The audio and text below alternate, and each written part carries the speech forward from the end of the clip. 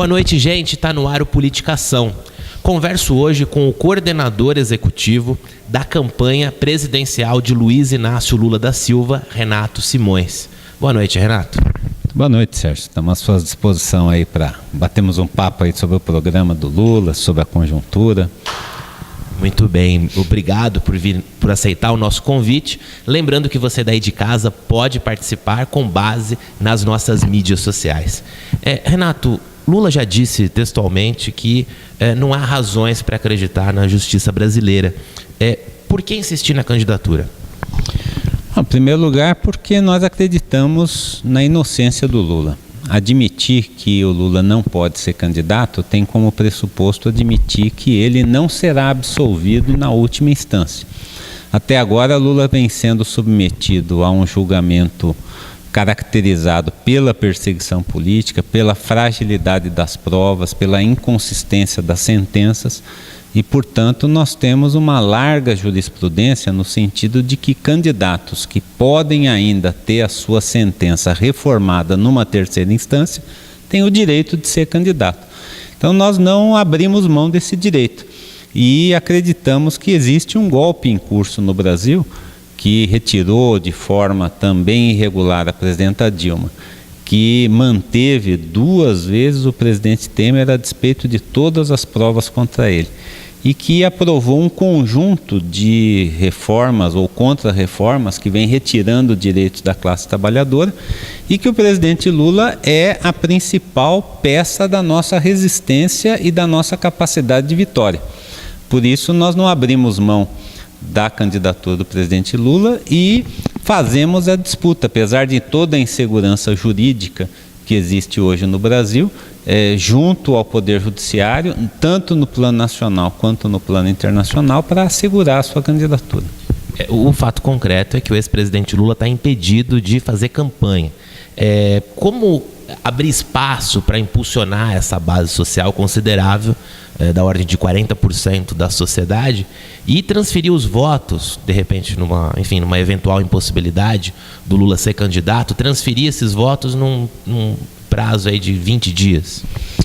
Em primeiro lugar, nós não trabalhamos com essa ideia de esticar a corda apenas para acumular transferência de voto. Nós estamos esticando a corda para criar uma correlação de forças no país capaz de alterar o atual estado de prisão do presidente Lula. Mesmo ele não fazendo campanha, ele cresce nas pesquisas a ritmo que prevê nas projeções menos otimistas que ele pode ganhar as eleições no primeiro turno. Então é evidente que tudo isso conta no sentido da nossa estratégia de defesa. No impeachment da presidenta, nós cansamos de ver declarações de ministros do Supremo Tribunal Federal, como também em julgamentos do Mensalão, de que era preciso ouvir a voz das ruas, né? Pois as ruas não estão falando, elas estão gritando que querem o presidente Lula. Todas as pesquisas de opinião mostram não só uma intenção de voto consistente, como também uma crescente condenação à partidarização da justiça e à reprovação dos métodos do Poder Judiciário para mantê-lo preso. Esse é o principal objetivo. Se lá na frente, por um ato de força e não por uma decisão voluntária do PT, o presidente Lula for impedido, nós estamos numa situação confortável, porque todas as pesquisas de opinião também indicam que quanto mais fica caracterizada a perseguição a Lula, mais as pessoas estão dispostas a derrotar o golpe através da votação nele ou em quem ele indicar. Agora, eu noto também que o PT tem uma inclinação hoje para restabelecer bandeiras históricas. E fica esse grande dilema. Ou o PT ele resgata essa situação do contato, de uma maior interlocução com a militância, com os setores mais progressistas, ou então se dilui ao sabor do fisiologismo. O PT faz alguma autocrítica no sentido de alianças, que nós presenciamos isso, especialmente no primeiro mandato do ex-presidente Lula, no segundo e também na época da Dilma Rousseff, de alianças com partidos que tinham, digamos que, uma certa incompatibilidade ideológica. Você está de acordo com isso? Realmente existiu? O PT faz meia-culpa ou pretende prosseguir nessa linha? Não, Sérgio, em primeiro lugar, o PT realizou um congresso de balanço da sua experiência histórica, de tentativa de identificação das razões pelas quais nós sofremos essa grande derrota estratégica, não só do PT, mas da esquerda brasileira e mundial, que foi o impeachment da presidenta Dilma, e, evidentemente, tirou consequências desse balanço. Então, o nosso 6º Congresso, ele produziu o ponto de partida desse balanço, que com certeza vai ter que continuar. Nós estamos ainda num período histórico muito próximo dos fatos para a gente dizer que fizemos um balanço cabal e definitivo. Mas esse balanço ele é honesto no sentido de identificar que não só houve uma grande violência institucional com o impeachment da presidenta Dilma, como também houve fragilidade na nossa capacidade de articulação de uma resposta que pudesse impedir o golpe. Então, essas razões estão expostas no nosso documento de balanço do 6º Congresso, e ele gerou um grande movimento profundamente unitário do PT no curto prazo do enfrentamento do golpe, que é de recuperação de uma nitidez programática e ideológica que faça jus à radicalidade do momento que a gente vive. Então o PT no 6º Congresso também aprovou nenhuma política de aliança com os partidos golpistas, aprovou a ideia de que a candidatura do presidente Lula retoma não só as boas práticas e políticas dos nossos governos, mas também a agenda das reformas estruturais que distribuam não só renda, mas também riqueza e poder na sociedade, para que a gente possa construir mecanismos mais sólidos de sustentação popular de um projeto transformador. Então, nesse momento, a candidatura do presidente Lula tem um programa absolutamente consequente com essa análise, tem uma política de alianças no campo da esquerda e tem uma relação com os movimentos sociais que foi reconstruída na resistência ao golpe. Eu luto para que isso não seja algo conjuntural, para que esse movimento ele se estenda, até porque não será fácil garantir não só a candidatura, mas a vitória, não só a vitória como a diplomação e a posse. E garantidas todas essas etapas, nós precisaremos também de mobilização social para as principais medidas que o presidente Lula deverá trazer à sociedade para que a gente possa recuperar o tempo perdido e a grande herança maldita, muito superior à do Fernando Henrique, que nós vamos receber do golpe do presidente Temer. E nesse sentido, o PT fala muito de perda de direitos com base, enfim, nas reformas e tudo mais, que foi uma agenda que não foi aprovada pela população. Em que medida existe semelhança da agenda do governo Michel Temer com a agenda do PSDB, fazendo um balanço da candidatura de Serra em 2002, depois de Alckmin e em 2014 com Aécio? Ela é semelhante? Tem o viés privatista, por exemplo? Com certeza, ela é a recuperação da agenda derrotada nas 4 últimas eleições. Foi a agenda do Alckmin, do Serra e do Aécio, que por 4 vezes foi derrotada nas urnas. Somente um governo autoritário, um governo que una, como esse governo vem unindo, o grande capital nacional e internacional, praticamente 100% da mídia privada, os grandes grupos econômicos, financeiros e de outros setores produtivos. Todo esse grande arsenal de poder econômico e de poder político está a serviço de uma agenda que nunca seria vitoriosa nas urnas. Quem é que teria condição de aprovar uma reforma trabalhista que anula os direitos que os trabalhadores conquistaram nos anos 40 do século passado? Quem é que seria eleito defendendo 49 anos de contribuição para poder se aposentar? Existe um retrocesso. Total. Por exemplo, a presidente da legenda, a Gleisi Hoffmann, ela disse que o PT não seria, num eventual governo, um partido contra o mercado. Isso pode ser, de alguma forma, um aceno para o antigo programa democrático popular? Porque eu noto que dentro daquele programa havia uma agenda prioritária, que era uma maior disciplina monetária e financeira dos bancos, enfim, e outras medidas progressistas também, que em algum momento o PT deixou de lado. Você acredita que se o PT voltar ao poder, a militância pode estar confiante de que será diferente nesse sentido, da retomada e do compromisso com essas agendas mais progressistas? Olha, isso que está sendo anunciado desde a campanha. Você se lembra que em 2002 nós também tínhamos uma profunda divergência com as políticas do Fernando Henrique. Fomos contra a privatização da Vale do Rio Doce, do setor elétrico, de uma série de setores econômicos que foram privatizados. Nós fomos contra um conjunto de legislações que foram produzidas, de desregulamentação, etc. Mas nós adotamos naquele momento, contra a vontade de muita gente dentro do PT, mas adotamos na Carta ao Povo Brasileiro um tom de que daqui para frente vai ser diferente, mas aquilo que veio até agora nós vamos honrar os compromissos e os contratos assumidos. Nós partimos do pressuposto oposto, é que esse governo não tem legitimidade para promover a maior onda de revogação de direitos da história num curto período de tempo. Então a gente parte do pressuposto de que nós teremos que anular todos os atos de exceção. A reforma trabalhista e a lei de terceirizações, a reforma do ensino médio, a PEC dos gastos públicos que limita em 20%, em 20 anos, aliás, né? Ele congela por 20 anos em valores de 2015 reajustados pela inflação todos os gastos públicos, menos as despesas financeiras, o que garante o rentismo. Isso é para pagar a dívida pública. Então, isso é para garantir o rentismo, né? Essas taxas absurdas de lucros, de juros que hoje presidem a economia brasileira. Então, essa agenda revocatória das medidas de exceção do governo Temer faz parte do DNA do futuro governo do presidente Lula.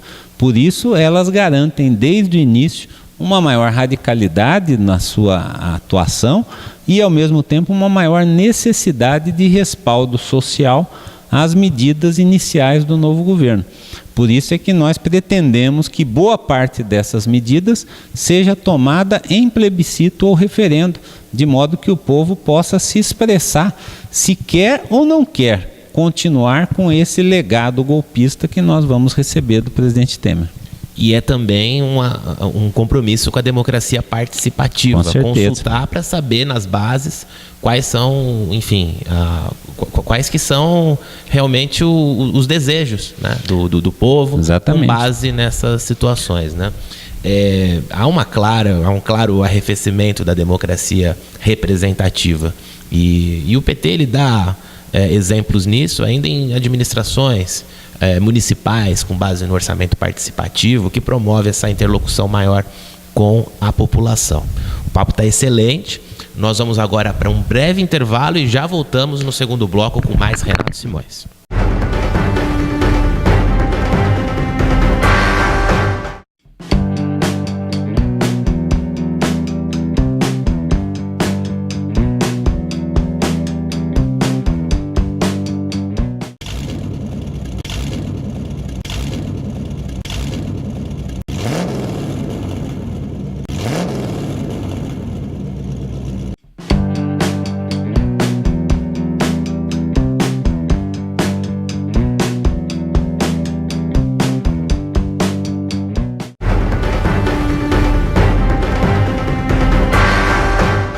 Muito bem, voltamos com o segundo bloco do programa Politicação.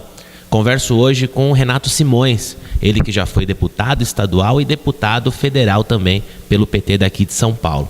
Atualmente ele é o coordenador executivo da campanha de Luiz Inácio Lula da Silva à presidência da República. Renato, falávamos no primeiro bloco sobre a agenda prioritária do PT. Eu queria que você explicasse para quem está em casa sobre essa missão que você tem de participar do grupo de decisões centrais dessa campanha, né? E com base nessa elaboração do programa de governo, se for possível elencar as prioridades, como que você elencaria essa situação para o pessoal de casa compreender? Então, Sérgio, eu realmente coordenei juntamente com o Fernando Haddad, que era o coordenador geral, e com o Márcio Postman, nós dois éramos coordenadores do programa de governo do presidente Lula, né? E essa produção, ela foi um fenômeno de participação, porque nós começamos esse trabalho com um projeto chamado Brasil que o Povo Quer, ainda em setembro do ano passado. percorremos praticamente todo o país, constituindo grupos, realizando seminários, fazendo diagnóstico e elaborando os eixos centrais do programa. Então, eu acho que, o programa ele tem 5 grandes eixos estratégicos, né? O tema da refundação democrática do país, que é a recuperação da soberania popular e da soberania nacional como um eixo fundamental de reencontro democrático do país. O tema da afirmação de direitos, né? Nós queremos que esse reencontro com a democracia seja um reencontro com a agenda dos direitos humanos, dos direitos civis, políticos, econômicos, sociais, culturais, né? Uma agenda que se desdobre num novo projeto nacional de desenvolvimento, um projeto que seja capaz de garantir os eixos sociais, né? As políticas públicas e os direitos que foram revogados e, nesse sentido, esse modelo de desenvolvimento levará a um novo pacto federativo para a oferta de serviços públicos de qualidade. Nós priorizando aí a saúde, a segurança, a educação como 3 políticas públicas centrais. E acho que uma grande inovação é o 5º eixo, que é a da transição ecológica. Nós queremos que esse novo modelo de desenvolvimento para o país, ele se dê numa transição para uma economia de novo tipo, um crescimento que seja capaz de incorporar as metas que o Brasil assumiu nos seus compromissos internacionais com a agenda ambiental e que possa fazer da agregação de valor e da produção de baixo carbono eixos de um novo sistema. Então, esses 5 eixos, eles se desdobram em medidas muito concretas, né? Que eu acredito que é possível pelo grande acúmulo de 14 anos de governo. Enquanto outros candidatos eles podem falar genericamente sobre o que pretendem fazer, o programa do presidente Lula tem eixos muito claros e propostas muito objetivas, né? Então, nós pretendemos já entrar no dia 1º de janeiro com um plano popular de emergência que seja capaz de enfrentar a grande crise social com o foco na geração de empregos e na distribuição de renda, para que a gente possa reativar a economia popular, gerar empregos e enfrentar a crise social. Então, essas medidas do Plano Popular de Emergência, elas estão muito bem desenhadas e elas se coadunam, como eu disse, com uma agenda de reformas. A reforma tributária, a reforma política, a reforma da mídia, através da democratização dos meios de comunicação de massa, a reforma bancária, para que a gente possa baratear o crédito e desconcentrar, né, o sistema bancário brasileiro. Então, as medidas emergenciais e a revogação do legado golpista do Temer são 2 elementos centrais de curto prazo que abrem uma agenda mais ampla de reformas estruturais que serão, evidentemente, batalhadas não só no Congresso como na sociedade. Sem dúvida, o ex-presidente Lula, Dilma, o PT deixou um legado social e político muito importante para o país, mas ele se viu mergulhado numa crise profunda. Em recente entrevista, até vi que você comentou que várias vezes a grande mídia decretou o fim do PT, e, no entanto, o PT ele continua com uma base social considerável. O ex-presidente Lula ele consegue ser um grande aglutinador das massas, ele personifica um personagem que, enfim, abarca carisma e creio eu que por esse motivo ele sempre encabeça as pesquisas, as prévias das pesquisas eleitorais. Com base nas reformas, não saiu do papel, embora ainda na época do Lula houve algum tipo de avanço no campo, contra a questão da demarcação de terras indígenas, mas não houve concretamente uma reforma agrária, não houve reforma urbana e também, os bancos, havia também esse monopólio de 6 ou 7 bancos, ter aí algo em torno de 85% a 90% do mercado. Então, quando o PT gera essa expectativa de vir agora, com uma agenda mais impactante, isso abre espaço para essa aproximação com a militância. O que eu ia perguntar é o seguinte, Renato, essa plataforma digital, o Brasil que o povo quer. Ele parece, em larga medida, com essa iniciativa da TV Globo, que é o Brasil que eu quero. É uma forma de cutucar, de provocar, porque eu lembro que na campanha de 89, Paulo de Tarso, que foi o marketólogo do PT, ele montou uma grade claramente com base em sátiras da Rede Globo, que se chamava TV Povo. É algum tipo de provocação ou foi mera coincidência? Não, a provocação foi da Globo, porque a nossa plataforma estava no ar já quando a Globo lançou o seu programa. Eu considero mesmo que a Globo está fazendo grandes provocações ao povo brasileiro, até nessas entrevistas que a gente tem visto aí com o Bonner e a Renata inquirindo, né? Defendendo posições à esquerda contra A, defendendo posições à direita contra B, virou uma rede provocadora. Mas nós, na verdade, lançamos a plataforma do Brasil que o Povo Quer já em julho do ano passado. Fizemos o primeiro evento na sequência com a participação do presidente Lula, lançando os primeiros temas para as grandes conversas, e é uma concepção bem diferente, porque na Globo você tem ali uma apresentação de uma ideia individual que não interage com ninguém e que é filtrada pelos interesses comerciais da Globo. No caso da plataforma que nós lançamos, ela tinha um caráter dialogal, porque as pessoas conviviam num ambiente virtual comentando e votando as propostas e dessa forma produzindo sínteses, né? Agora, o que eu acho que liga, vamos dizer assim, o Brasil que o Povo Quer ao programa de governo do presidente Lula é essa conexão que o presidente Lula ele permite que o PT faça com amplas massas. A plataforma digital é ainda uma linguagem inovadora, embora a gente se relacione com o nosso celular para fazer compras, para pagar conta, para não ir no banco, etc.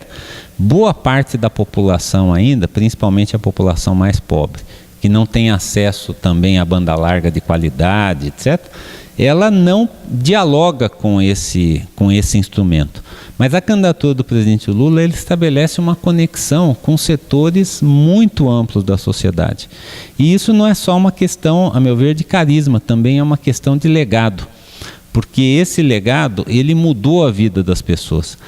O que nós não fomos capazes de fazer é dar o salto dessas políticas que efetivamente mudaram a qualidade da vida das pessoas para um salto de qualidade nas estruturas econômicas e sociais do país. Então, como você bem disse, nenhum governo fez tanto investimento nas cidades brasileiras, em mobilidade, em saneamento, no Minha Casa Minha Vida, em programas até ambientais. No entanto, nós não alteramos a estrutura das cidades com reforma urbana. Nós tentamos fazer a reforma política, apresentamos propostas, foram derrotadas no Congresso Nacional. Outras a gente nem tentou apresentar com uma análise que não ia de correlação de forças, como foi o caso do marco regulatório das comunicações. Então, de antemão, a campanha eleitoral ela tem por objetivo criar consciência nas pessoas de que tipo de reforma nós queremos fazer para o país. E isso vai criar também condições políticas das pessoas se comprometerem, não só através do seu voto, mas através de mobilização, de consciência sobre essas reformas. Então, o que nós estamos tentando fazer nas caravanas do Fernando Haddad pelo país, depois da sua escolha como candidato a vice, na ideia de uma campanha eleitoral em que o programa seja o carro-chefe, em que o Lula, quando foi preso, tendo dito que era uma ideia, que essa ideia se caracterize por se transformar num programa, num conjunto articulado de propostas que as pessoas possam entender e defendê-las.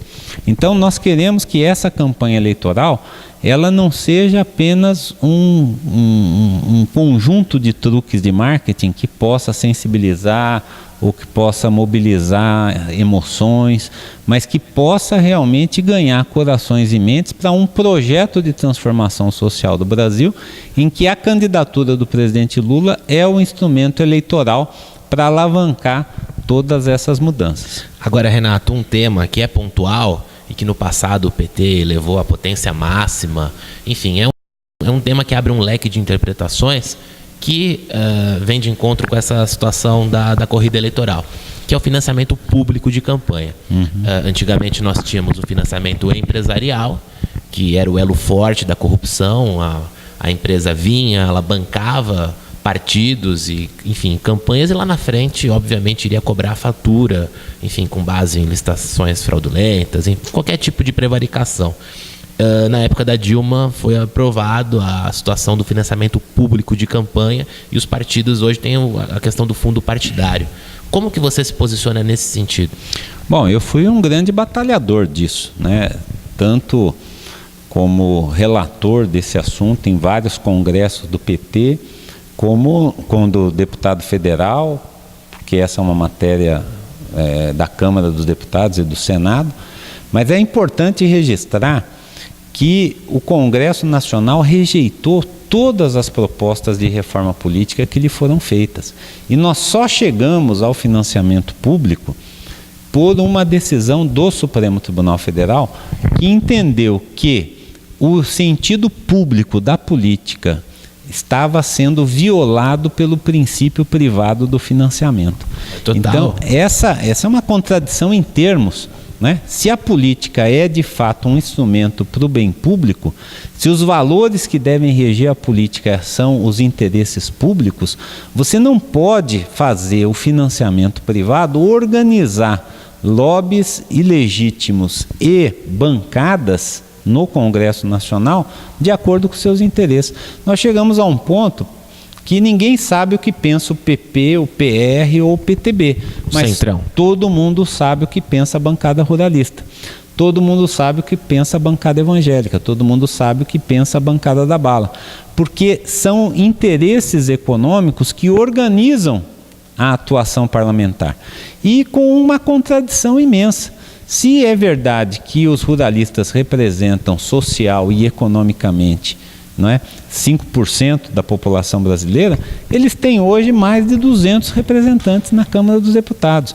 A presidenta Dilma, que foi eleita com 54 milhões de votos, elegeu do seu partido apenas 60 parlamentares.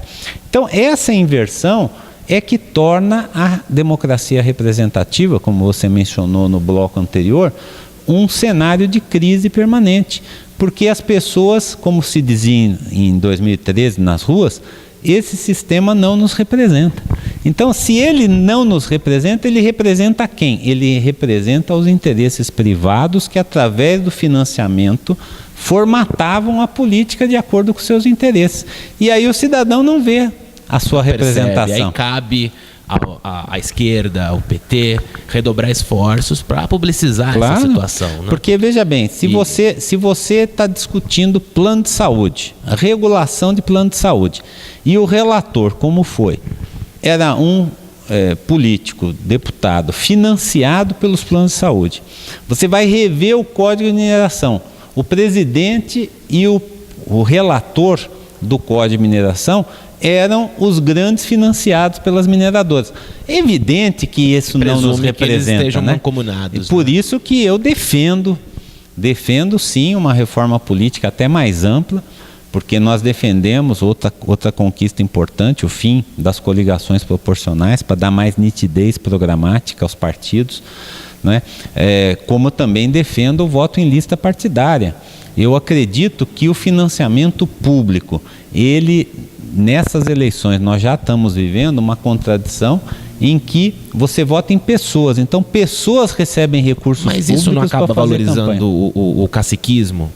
O voto em lista? Fechada. Depende da forma como a lista será composta. Porque acaba neutralizando qualquer possibilidade de surgir novas lideranças. Não, pelo contrário. Hoje o sistema atual impede já as novas lideranças. E a proposta que era do golpe para a reforma política, o distritão, matava de vez, através do sistema majoritário, o surgimento de novas lideranças. Então, o voto em lista, ele é, na experiência internacional, muito mais coerente com o financiamento público, porque você, em vez de ter 20 e tantos mil candidatos, como nós temos nessa eleição, você tem Um número reduzido, um número mas que reduzido de listas. E você vai identificar nas listas quem são ou quais são as propostas que te representam.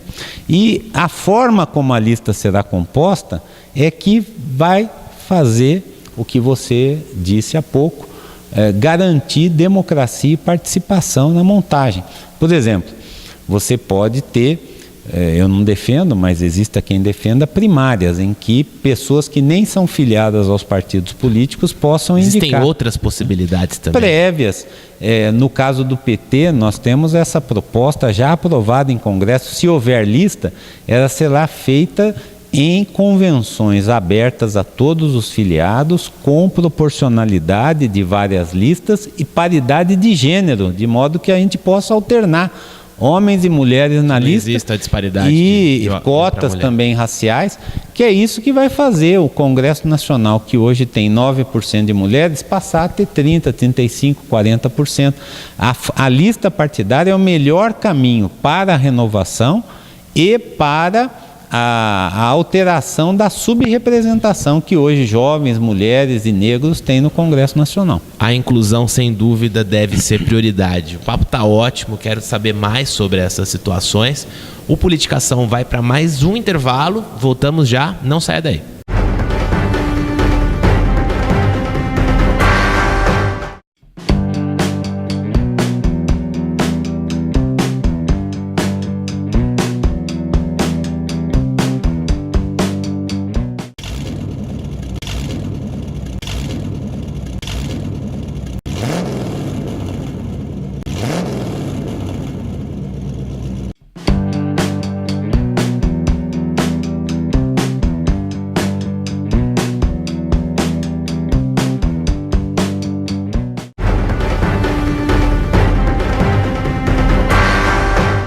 Muito bem, voltamos, terceiro bloco do programa Politicação. Ano eleitoral trouxe novos temas para a agenda dos debates. Qual que vai ser o eixo temático da corrida eleitoral de 18? Converso hoje com o Renato Simões, ele que é coordenador executivo do programa de governo de Luiz Inácio Lula da Silva à presidência da República. Renato, setores refratários ao PT, eles expressam até um desejo de retomada da intenção de voto a favor de Lula. Prova disso é que há 2 anos atrás o índice de rejeição do Lula era 57% e hoje está na casa de 36%.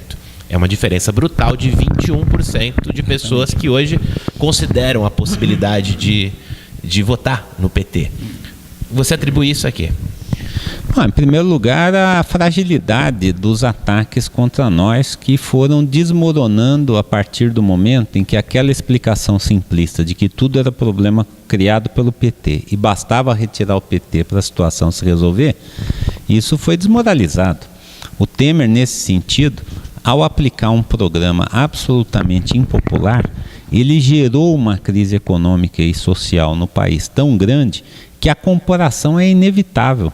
Principalmente quando você compara o segundo governo do presidente Lula e o primeiro governo da presidenta Dilma com a situação atual. Então, quando você percebe que hoje tem milhões de desempregados, mais de 27 milhões de pessoas procurando emprego no Brasil, e você compara com o pleno emprego que nós quase chegamos lá na virada do governo Lula para o governo Dilma, é evidente que as pessoas têm uma sensação de que foram enganadas, né? E quando você compara o preço da gasolina, em que se batia panela por R$ 2,60 e hoje as pessoas estão pagando R$ 4,50, R$ 4,70, R$ 5,00 o preço da gasolina, as pessoas começam a perceber. Mas por que essa essa seletividade da classe média? Não vou generalizar, mas em linhas gerais a gente nota que é isso. É o uso de critérios diferentes para situações semelhantes. A gasolina aumentou muito mais e, no entanto, a gente não viu aquela comoção, aquela indignação coletiva que houve no passado, né? Você imagina que essa classe média, que em larga medida ascendeu na época do governo Lula, ela acaba sendo ingrata ou então ela acaba se amparando na grande mídia, que o PT acusa de manipular a opinião pública, de ter um teor crítico seletivo, enfim? Não tem dúvida que os setores mais empobrecidos da sociedade são os primeiros que geraram uma consciência de que houve uma brutal perda de direitos. né? Se você percebe que esses 27 milhões de pessoas procurando emprego, hoje ficam 6, 7, 8 meses sem emprego, e comparam com o que era antes, compara o salário mínimo que era reajustado, hoje você tem 500 mil pessoas a menos, famílias a menos do Bolsa Família, paralisaram as obras públicas, com isso a construção civil desempregou em massa, acabaram com mais médicos, com a farmácia popular. O que temos hoje é a sequência na inércia dos programas que existiam, mas depauperados pela quebra orçamentária. Então, tudo isso tem um efeito inicial fortíssimo na classe trabalhadora e nos setores mais empobrecidos. Mas também a classe média começa a se dar conta de que ela vive hoje num país que não tem espaço para ela. Então, se os 5 maiores bancos do Brasil, ano passado, tiveram 26 bilhões de lucro, 30% a mais do que 2016, alguém está pagando essa conta. Alguém está pagando quando, apesar da taxa Selic ser baixinha, você no cartão de crédito está pagando 200%, 300%, né? No cheque especial. Quando você parcelava para viajar de avião e agora você está parcelando quando enche o tanque de gasolina. Exato. Né? Outro dia eu fui na Romaria pro Lula em Aparecida, parei em Roseira, mandei encher o tanque e o frentista perguntou se eu queria parcelar em 6 vezes no cartão de crédito. Veja, a gente parcela hoje coisas que há tempos atrás a gente pagaria à vista. Então, isso não é consciência, isso é a sensação de que você está perdendo. A consciência é um processo mais sofisticado, mas é uma consciência crescente. Nós fomos derrotados nas grandes bandeiras que a gente opôs ao golpe. A gente fala, não vai ter golpe, teve golpe. A gente falava fora Temer, o danado está aí até hoje, apesar de 2 vezes ter sido pedido o afastamento dele. Falávamos nenhum direito a menos e veio toda essa avalanche de retirada de direitos. E houve resistência a todas essas medidas, né? Nós chegamos, inclusive, a fazer uma greve geral no começo de 2017, que foi muito bem sucedida. Mas essas derrotas parciais, elas tiveram um efeito importante na consciência. E, nesse sentido, é que o Lula passou a ser, né, o porta-voz de uma grande necessidade de mudança. Por quê? Porque bloqueadas as vitórias que nós esperávamos nessas lutas todas, a eleição de 2018 passou a ter um forte componente plebiscitário a favor e contra todas essas medidas. É um ambiente de polarização. É um ambiente de polarização. E a candidatura por isso é que tem muito pouco espaço para candidatos que querem ocupar o espaço do centro. Porque a polarização que foi criada na própria campanha de 2014 pelo Aécio, né? O ódio ao PT, aquela polarização que era imputada ao PT, o tal dos nós e os eles, né? Quem mais efetivamente levou às vias de fato essa radicalização do nós e eles foram eles, no caso, né? Porque o PSDB e o Aécio... E hoje ele é candidato a deputado. Ele, coitado, né? Talvez ele consiga se eleger deputado federal, porque ele vai ter muito dinheiro. Para ter imunidade parlamentar. Mas nós estamos verificando que esse crescimento do Lula, ele é consistente. Inclusive, ele vence hoje em 17 estados no Brasil. Os candidatos a governadores apoiados pelo PT já começam a também... subir nas pesquisas eleitorais. Então nós temos um ambiente em que é possível sim uma onda vermelha como a que nós tivemos em 2012. Eu até imaginei, Renato, no início do ano, quando, enfim, foi preparado e iniciadas as conversas já, enfim, ano eleitoral a gente sabe que isso acontece, que haveria uma ampla frente de esquerda, que se tivessem maturidade para se buscar um entendimento. Pensei mesmo. E isso ficou bastante claro até pouco tempo atrás, talvez em abril, na época da prisão do Lula, onde nós vimos, o próprio PSOL, com o PCdoB, com o PCB, que é o Partidão, setores da Rede, até do PMDB, né, no caso do Requião, que se posicionou contra o afastamento da Dilma. Ficou muito claro que o PT tem a leitura de golpe, porque, segundo o PT, não houve o crime de responsabilidade, que foi a situação da pedalada, né? E pouco tempo depois a pedalada foi legitimada. Hoje, isso, se aconteceu... Pode pedalar à vontade. A gente sabe que o impeachment ele é um dispositivo constitucional, mas para ser utilizado só em casos raríssimos, onde o próprio presidente da República comete ele mesmo crime de responsabilidade. O que eu queria que você comentasse é sobre a repercussão internacional. Houve editoriais em jornais de fora, como o caso do The New York Times, The Guardian, Le Monde Diplomatique, dizendo que houve no Brasil, um golpe parlamentar e jurídico contra o PT e o ex-presidente Lula. Por que o mundo se posiciona nesse sentido e a mídia corporativista no Brasil não? Bom, porque a mídia corporativista participou do golpe, então ninguém gosta de ser chamado de golpista, principalmente porque isso desnuda a natureza da sua própria ação, né? Eu me lembro muito bem, há tempos atrás a gente assistia o Jornal da Band, depois assistia o Jornal Nacional, depois a gente assistia o Jornal da Cultura. Você tinha linhas diferentes, enfoques às vezes diferentes, a mesma notícia com um enfoque diferente. Hoje é uma linha única, né? Então essa grande maioria de 3/5 no Congresso Nacional, mais a maioria da mídia, o grande capital que monopolizou todos os setores empresariais do país contra o PT, é a mais ampla coalizão golpista da história do Brasil, supera inclusive a de 64. Agora, o modus operandi é outro. O mote, exatamente, o mote da corrupção, ele substitui o mote do comunismo, que foi o carro-chefe de 64.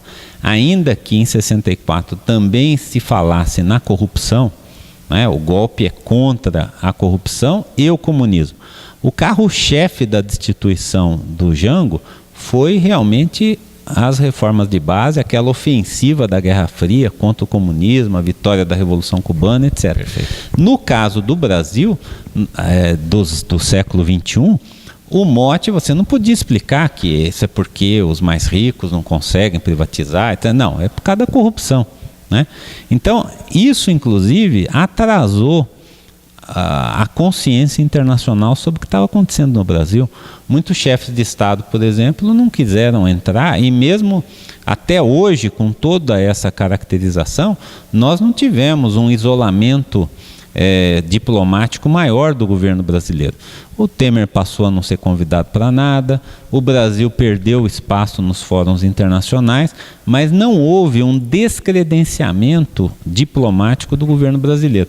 Porque as informações, a narrativa do golpe no Brasil as instituições funcionam. Uma presidenta legitimamente eleita foi julgada por crime de responsabilidade por um Congresso igualmente eleito, presidido por um judiciário independente.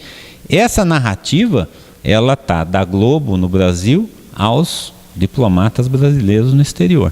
O que começa a mudar com a perseguição judicial ao presidente Lula é que o Lula é uma liderança mundial. E essa liderança mundial, ela começou a ser analisada sob o ponto de vista do que é que está acontecendo com ele. Por que isso está acontecendo com ele? Então, o Lula também hoje, ele é responsável por uma mudança no ambiente internacional. Não é apenas a esquerda que está mais solidária. Ex-chefes de Estado de centro-direita, de direita, passaram a se manifestar em solidariedade ao Lula. Sim. O Papa fez questão de mandar um documento assinado por ele. Afinal de contas, isso existiu, foi fake news? É evidente que não foi fake news. O Papa tinha um assessor que veio ao Brasil, foi barrado, virou um caos, né? 2 meses depois, o Papa chama 3 ex-chanceleres do Brasil, da Argentina e do Chile, né, para um encontro privativo, recebe e se deixa fotografar assinando um livro dedicado ao Lula, mandando a e pedindo orações. Mas não é que isso não foi divulgado em lugar nenhum. Setores da mídia se sentiram incomodados com isso e fizeram até uma publicação dizendo que se tratava de, enfim, não tinha base factual, que aquilo não existiu. Eles provavelmente vão pedir para o Badam Palhares um laudo, para o Ricardo Molina um laudo dizendo que o Papa não assinou aquilo. Né? Badam Palhares é aquele legista do PC. Aquele legista que você encomendava o laudo.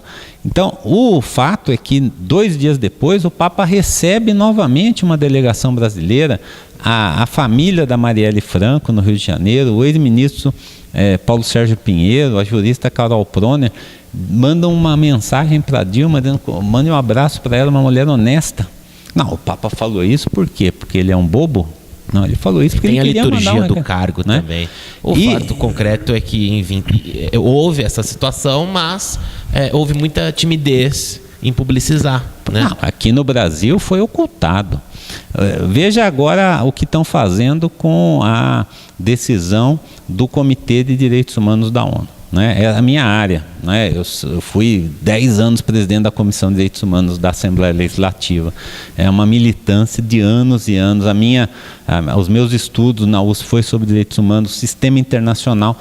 Hoje, nós temos um isolamento do Brasil, caso o Brasil se negue a cumprir aquilo que o Comitê de Direitos Humanos da ONU falou, porque nós voluntariamente, não foi imposto, o Brasil voluntariamente assinou um conjunto de tratados que nos colocaram no sistema internacional de direitos humanos, e especificamente o tratado em que se reconhece a jurisdição do sistema internacional sobre a legislação brasileira, inclusive aumentando-se o quórum para a decisão, porque um tratado internacional precisa ser subscrito pelo chefe do executivo e ratificado pelo Congresso Nacional, e nos últimos anos com quórum de emenda constitucional, para que não paire dúvida do status que o tratado internacional deve ter em relação à legislação própria. Então, eu considero que nós estamos avançando na resistência interna, avançando na solidariedade internacional, e esse é o nó da conjuntura brasileira, né? Ou nós teremos uma vitória da democracia e, consequentemente, um novo período de ascenso de direitos, ou nós teremos uma derrota democrática e, o que é pior, uma legitimação em urnas de um governo neoliberal na economia e autoritário na política. Por isso é que nós estamos dando tudo aí na candidatura do presidente Lula. Muito bem, palavras aí de Renato Simões. Ou o PT muda aquele padrão de organização de partido, ou então pode ter a sua base social neutralizada. Quero agradecer muito a sua presença, foi uma honra recebê-lo. Claro que tínhamos muito mais assuntos para falar, mas espero que essa seja a primeira de muitas vezes aqui no Politicação, viu, Renato? Estamos às ordens, viu? Convidando, a gente passa aqui por São Bernardo e conversa sobre os temas nacionais aí, foi um prazer. Muito bem, Renato Simões. Semana que vem temos um compromisso marcado aqui no programa Politicação. Politicação fica por aqui, até semana que vem, um grande abraço.